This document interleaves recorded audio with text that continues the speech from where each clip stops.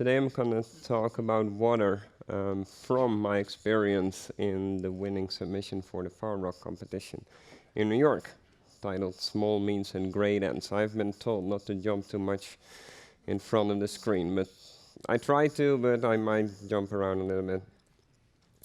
So Farm Rock was a competition organized by the Department of Housing, Preservation and Development, together with 3 developers in collaboration or support from community, enterprise community and the AIA, the American Institute of Architects. And Farm Rock stands for a resilient rockaway. And the direct trigger for this competition was, as you can tell, Superstorm Sandy, which had a huge impact. And we have to admit that it was not the biggest storm of the year, and it was not the most devastating storm of that year, but it was a wake-up call for New York and the Western world that it can happen right here, right now. And it made us aware of the fact, once more, that our cities are specifically vulnerable, as they contain most of our population, most of our infrastructure, and also are the centers of our economy. So for a resilient rockaway, the rockaway is this little peninsula south of Jamaica Bay. This is Manhattan, here's JFK. And it's a little small peninsula, which is actually, from a nature perspective, meant to protect the land behind it rather than to include housing itself. So this is a competition site. It's an 81-acre empty spot. It has been abandoned since the 50s. And it gives the city of New York a perfect opportunity to test some innovative, resilient design solutions and use it as a test bed for future development. You might actually know the site, although it looks a little bit abandoned. It is also the stage set for Boardwalk Empire. So without you knowing it, you might actually have seen bits of it.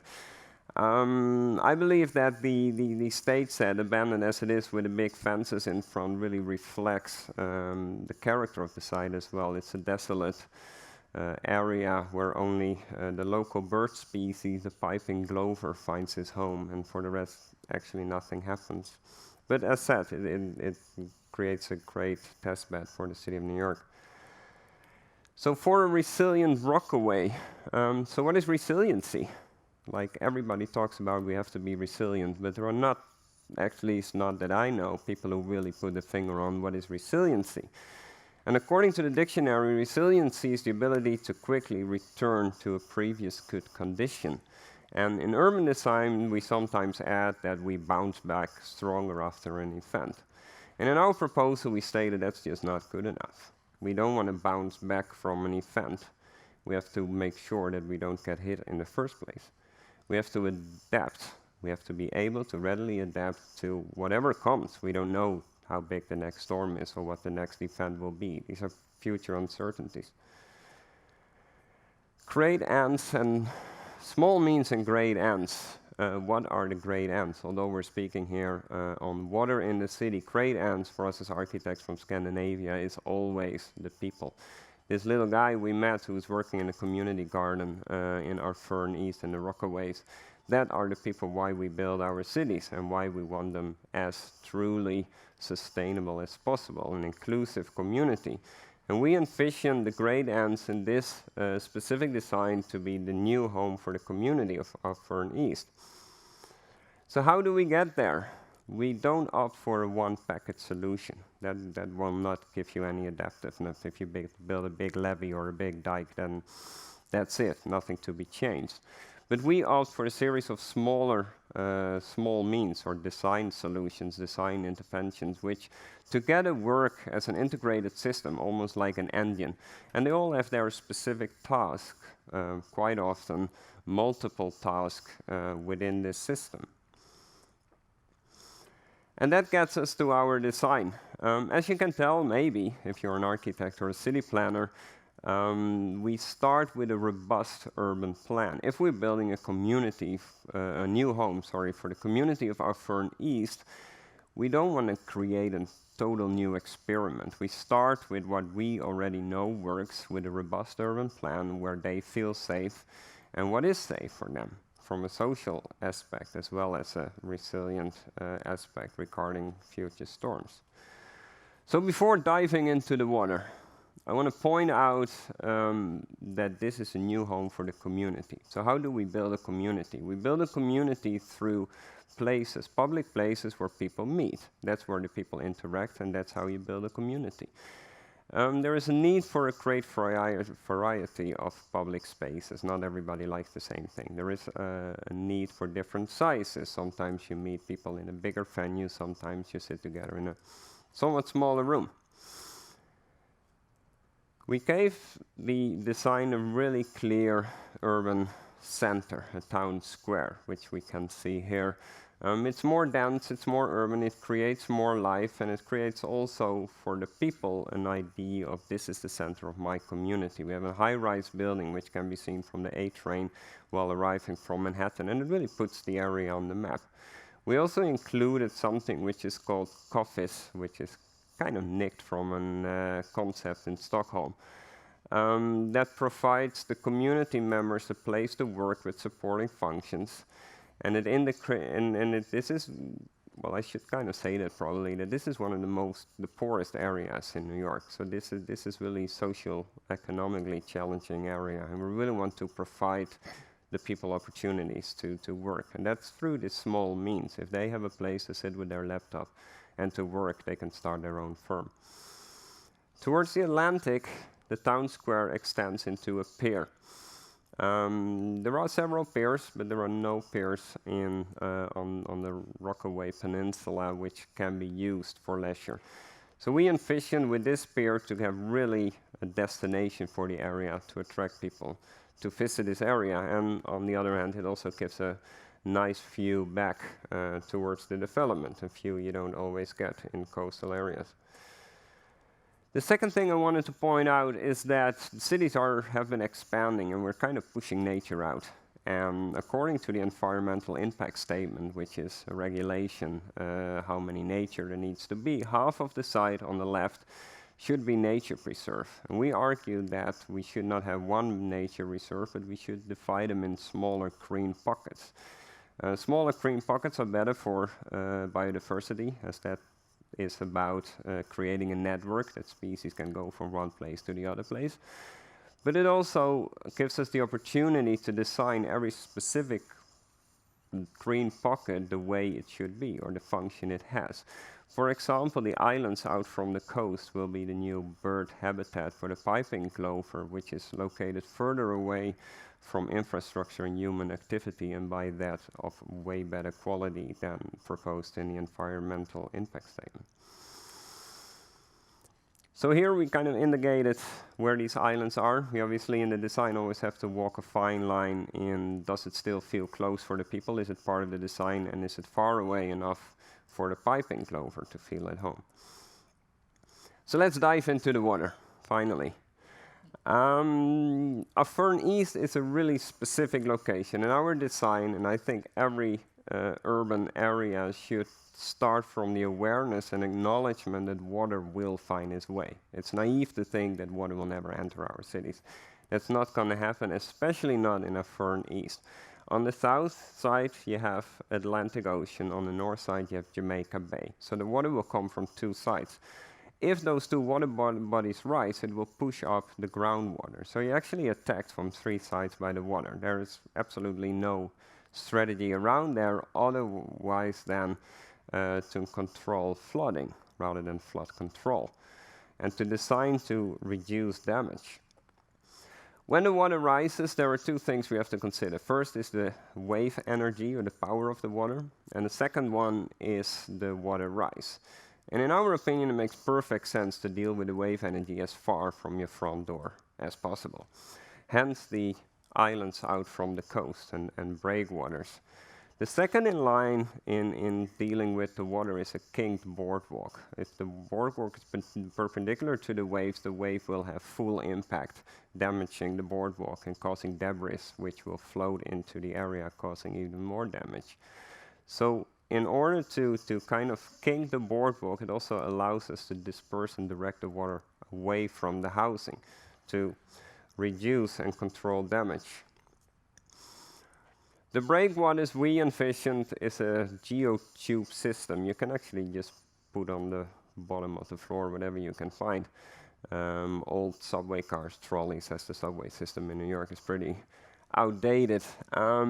What they do is they reduce the wave energy, and it's not only in case of a storm, but it's year around. It reduces the wave energy behind, which reduces the erosion of the beach.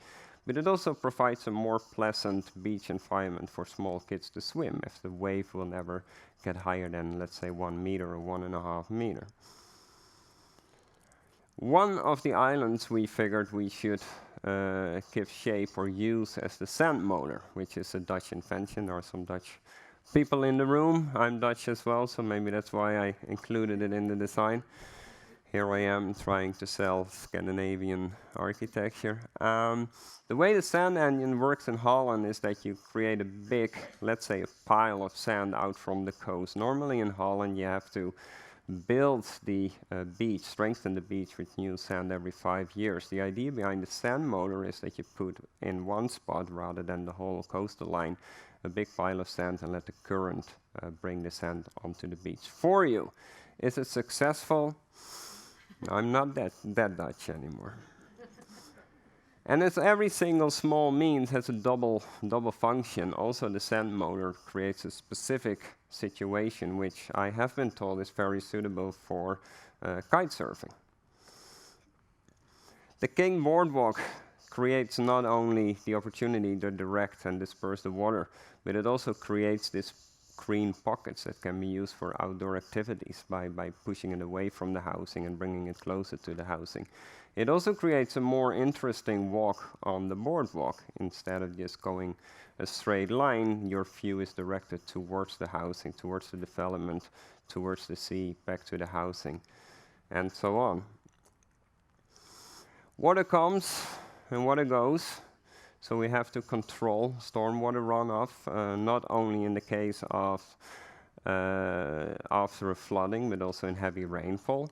At the moment, 2 years and 2 years and 2 weeks after Sandy's anniversary, let's say, the drainage system is still full of sand. So every time it rains, it's just totally covers up immediately with water. It's immediately flooded the area.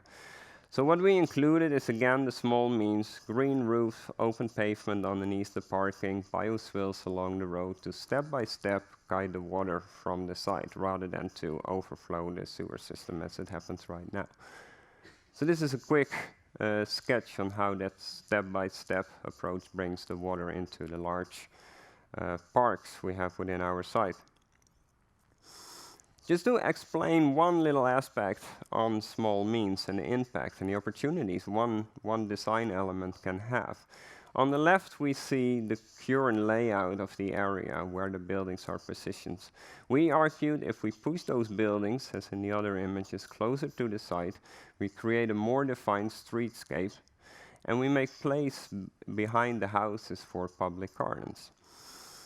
And obviously, if you build a plan for 1,500 housing units, you're not going to, let's say, the 2 people in every house, you're not going to meet and connect with all 3,000 people on the site. But you will connect, and you build a community by doing so with the people in your housing block. And obviously, as a father of 2 small boys, I would highly appreciate having a safe, car-free environment for my children. What would even be better if we push it down? So from my kitchen window, I have a perfect view over the whole area as I stand higher than where my kids are playing. And it gives us the opportunity to store stormwater before it enters my house. But most of all, and the most important thing, once again, is that it creates a beautiful urban environment, a special place where people can connect, and a special place what we hope will be the new home for the community of Averne East. Thank you.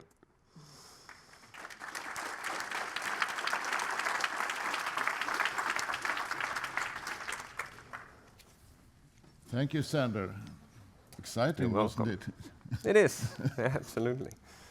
And now we got a good idea in Gothenburg what we can do with our useless Italian streetcars. Yeah. Yeah, thank you. Throw them out. Yeah, questions to Sander? far below there.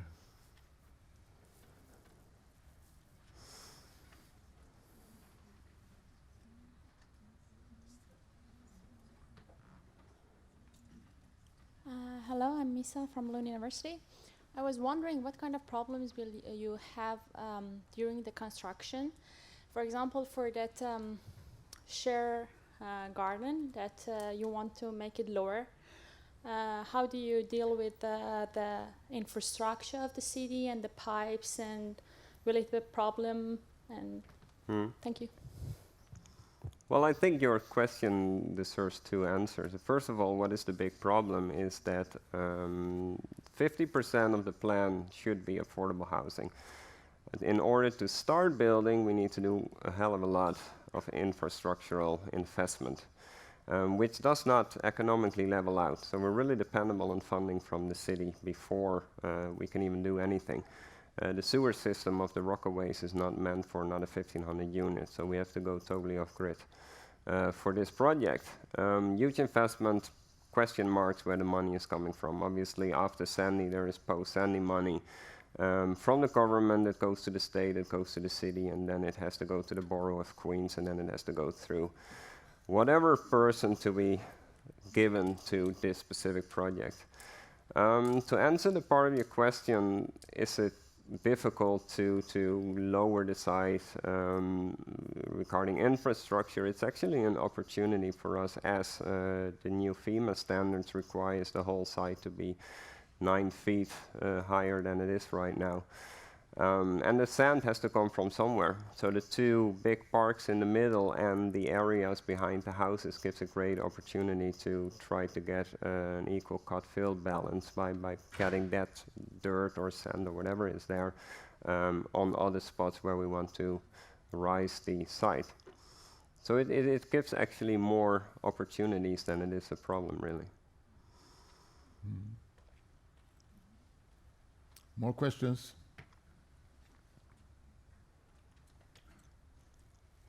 Ronnie.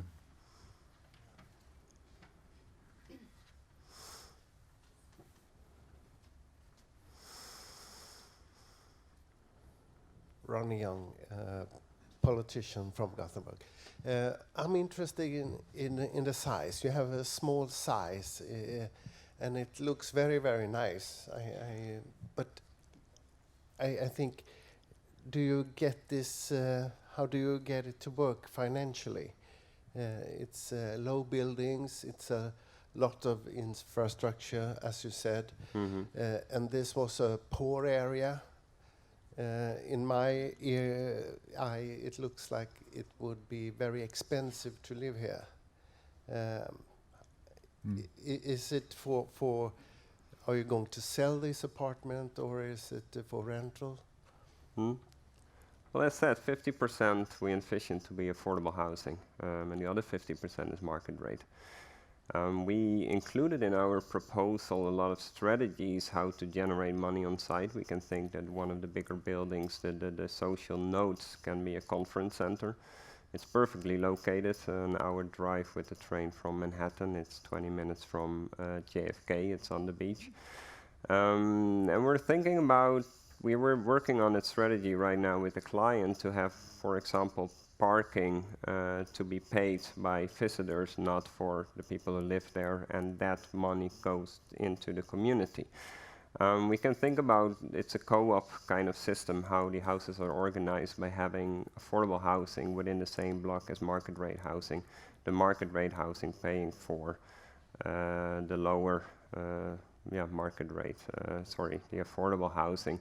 And there's all kind of this economic strategies and systems, but to cut it short and to get back to my first point, there is a huge investment needed by the city of New York.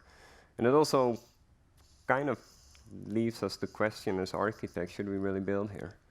Like, how long is this piece of land gonna last? And are we going to build for people who put all their savings in the housing, and in 30 years it cannot be saved anymore? The Army Corps of Engineers might not strengthen the beach one more time. They do it now, but maybe in 30 years they say, like, well, it's not a value anymore.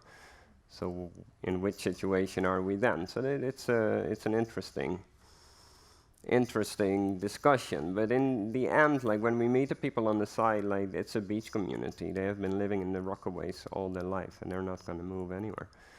And if there is a 50-year storm, you can be lucky and you have one in your lifetime. If you're a little bit less lucky, you have two. They take it for granted. That's part of the game.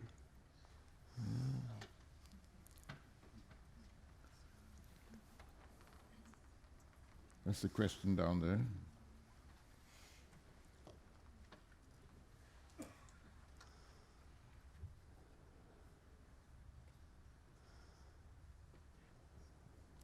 Yes, Caroline Wallen from the Urban Development Department of Gothenburg.